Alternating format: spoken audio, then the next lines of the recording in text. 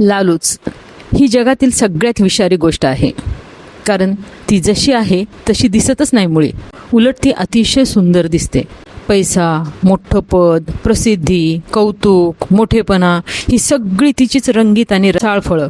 आणि ही फळं दाखवून काही मतलबी माणसं आपल्याला अक्षरशः हरभऱ्याच्या झाडावर चढवतात. तुझ्यासारखा हुशार कोणीच नाही, तुझी किंमतच तुझे लोक ओळखत नाहीत, तू त्यांच्यापेक्षा खूप कर्तबगार आहेस. आपण हे ऐकतो, गर्वाने फुगतो देखील आणि हळूहळू आपला विवेक त्यांच्या हातात देतो. मग ते सांगतील तसं आपण वागायला लागतो. आपल्या माणसांशी भांडतो, त्यांच्यावर संशय घेतो, कधीकधी त्यांचा छळही करतो. निसर्गही आपल्याला उदाहरणाने शिकवण देत असतो. जशी सँड्यू नावाची मांसाहारी वनस्पती. तिच्या पानावर चमकणारे छोटे छोटे चिकट थेंब असतात. ते कीटकांना खूप आकर्षक वाटतात. कीटक त्या थेंबाकडे आकर्षित होतो आणि पानांवर बसतो. मग काय, तो अडकतो.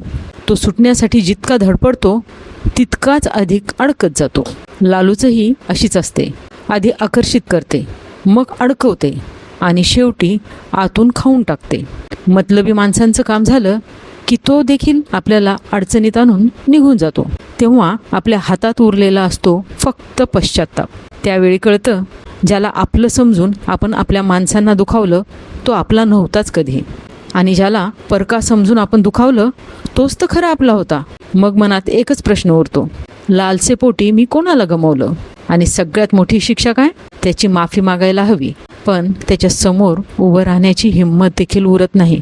म्हणून मोठं व्हा, पैसा कमवा, यश मिळवा, पण लालचेला तुमच्या विवेकापेक्षा मोठं होऊ देऊ नका. कारण लालूच माणसाला सर्वांच्या नजरेतून फक्त खाली पाडत नाही, तर ती आधी त्याच्यातला माणूसच मारते.